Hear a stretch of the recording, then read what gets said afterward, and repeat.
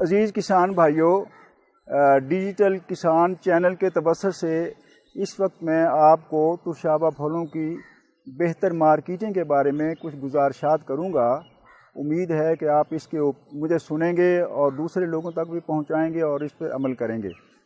تو پھل کی جو درجہ بندی ہے اور چھانٹی ہے یہ بہت ہی ضروری ہے۔ اب ہم نے جو اندرون ملک جو ہے منڈیوں میں پھل جاتا ہے اس کو توڑوں میں نہیں ڈالنا، نہ ہی اس کو آپ نے بیل گاڑیوں کے اوپر ایک ڈھیر کی شکل میں رکھنا ہے، اور نہ ہی ترسیل اس وقت کرنی ہے جب بارش جو ہے وہ ہو رہی ہو یا بارش کا احتمال ہو۔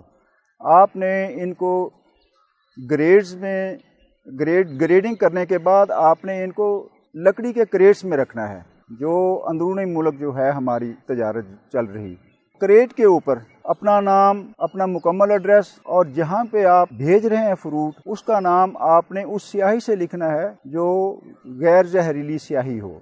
بالکل کوئی بھی پھل بیمار اور زخمی حالت میں نہ ہو آپ نے اس کریٹ میں بالکل نہیں ڈالنا، بصورت دیگر وہ دوسرے پھلوں کو بھی خراب کر دے گا اور مارکیٹ تک پہنچتے پہنچتے وہ بہت سے پھل آپ کے کریٹس میں خراب ہو جائیں گے۔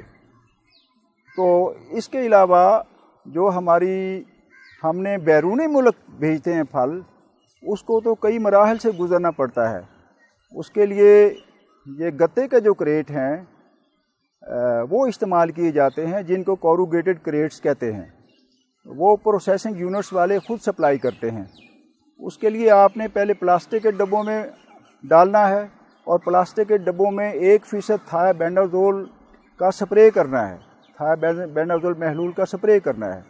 سپرے کرنے کے بعد آپ نے ان پلاسٹک کے ڈبوں سے آپ نے کوروگیٹڈ بیگز میں جو کہ گتے کے ڈبے ہیں ان میں اپنے فروٹ کو ڈال دینا ہے۔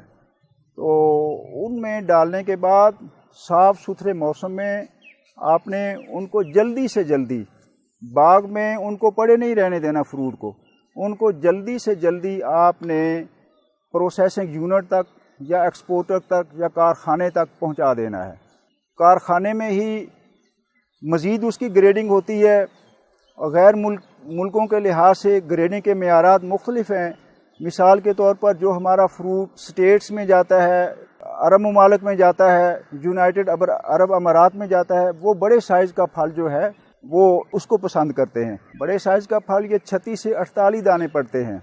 ہمارا جو پھل رشیا جاتا ہے وہ بھی بڑے سائز کا ہے، اور ہمارا جو پھل فلپائن میں، انڈونیشیا میں یا ملائیشیا میں جاتا ہے اس کے لیے درمیانے سائز کا فروٹ جو ہے اس میں جس میں 60 دانے اور 74 دانے تک آتے ہیں، لیکن وہ کریٹ کا جو ویٹ ہوتا ہے وہ 10 kg کا ہوتا ہے۔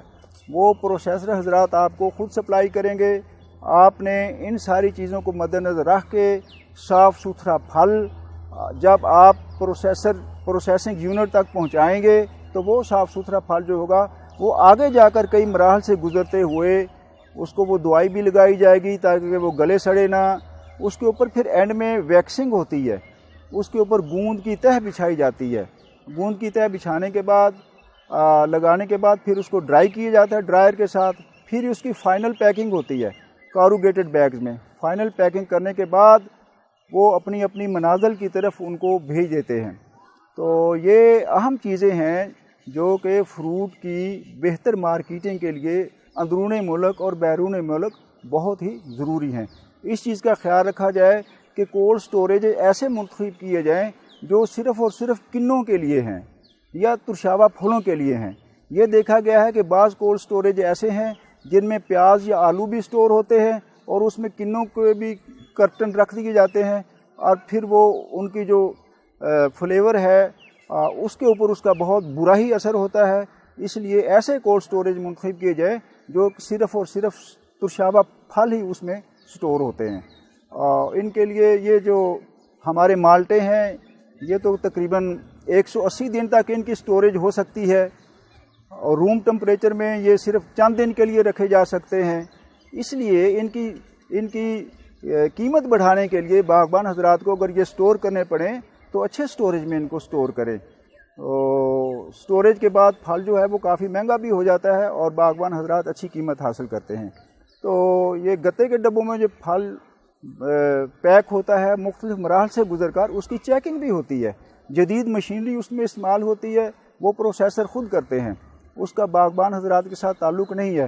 بس آپ نے صرف اور صرف کارخانے تک اپنے پھل کو صحیح حالت میں اچھی خاصیت کے لحاظ سے، بیرونی اور اندرونی خاصیت کے لحاظ سے پہنچانا ہے۔ بعض غیر ممالک میں مٹھاس اور کھٹاس کا ایک خاص نسبت ہے جس کو پسند کیا جاتا ہے، کنوں کی شکل میں 12 اور 1 کی نسبت ہوتی ہے، یا 12 اس کی برکس یعنی مٹھاس رکھنی چاہیے، اور 1 اس کی تیزابیت ہوتی ہے، صرف 1% تیزابیت، جبکہ مالٹوں میں یہ 10 اور 1 کی نسبت ہے۔ تو نیمبو میں تو 5 اور 1 کی نسبت ہے، 5% اس کی مٹھاس ہے، کھٹاس، اور 1 حصہ اس کا وہ ہے، لیکن نیمبو جو ہے وہ ہمارے ملک سے ایکسپورٹ نہیں ہوتا۔ کنوں کی طرف ایکسپورٹ کے لحاظ سے ہمیں دھیان دینا پڑے گا۔ غیر ملکی مارکیٹس میں ہم اپنے فروٹ کو بہتر طریقے سے اگر بھیجیں تو ہماری مارکیٹنگ کی جو ونڈو ہے، جو مارکیٹنگ کے مواقع ہیں، وہ مزید پیدا ہو گئے۔ تو باغبان حضرات اگر ان چیزوں کا خیال رکھیں گے تو کارخانے والا بھی ان سے تعاون کرے گا، اور ان کا اچھا اور اچھی خاصیت کا حامل پھل ہر سال بکتا رہے گا۔ اب پھلوں کے اوپر سٹرس کیپ اور میلانوز اور رگڑیں وغیرہ آ جاتی ہیں، ایسے فروٹ کو بھی آپ نے علیحدہ رکھنا ہے۔ رگڑوں والا فروٹ یا بیمار زدہ فروٹ، بالخصوص کینکر زدہ فروٹ، یہ تو قرنطینہ میں یا کوارنٹائن میں جا کر ریجیکٹ ہو جائے گا، تو اس قسم کے پھل کو آپ نے اندر نہیں رکھنا۔ تو ایکسپورٹ کو بھی ہم نے کامیاب کرنا ہے، انٹرنل مارکیٹ جو اندرونی منڈیاں ہیں ان میں بھی پھل کی اچھی بہتر قیمت حاصل کرنی ہے، ان کے لیے ان ساری چیزوں کا خیال رکھنا باغبان حضرات کے لیے بہت ضروری ہے۔ یہ جذبہ حب الوطنی کا تقاضا بھی ہے۔ میں چونکہ کنوں میں میرا کافی عرصہ گزرا ہے، وہاں سے میں ایز اے ڈائریکٹر ریٹائر ہوا ہوں، تو میں نے آپ کو کھلی صحیح باتیں بتا دی ہیں۔ تو اور کوئی باغبان حضرات نے اس چینل کے توسط سے سوال کرنا ہو تو وہ فری ہیں، کسی بھی وقت وہ کر سکتے ہیں، اور جو میں نے باتیں کی ہیں وہ دوسرے باغبان حضرات تک پہنچا دیں تو وہ ایک قسم کا صدقہ جاریہ ہوگا، دوسرے باغبان حضرات تک بھی یہ چیزیں پہنچائیں۔ ہم انشاءاللہ اس چینل کے ذریعے حاضر ہوتے رہیں گے، اور آپ باغبان حضرات کو مشوروں سے، موسم کے لحاظ سے، سیزن کے لحاظ سے،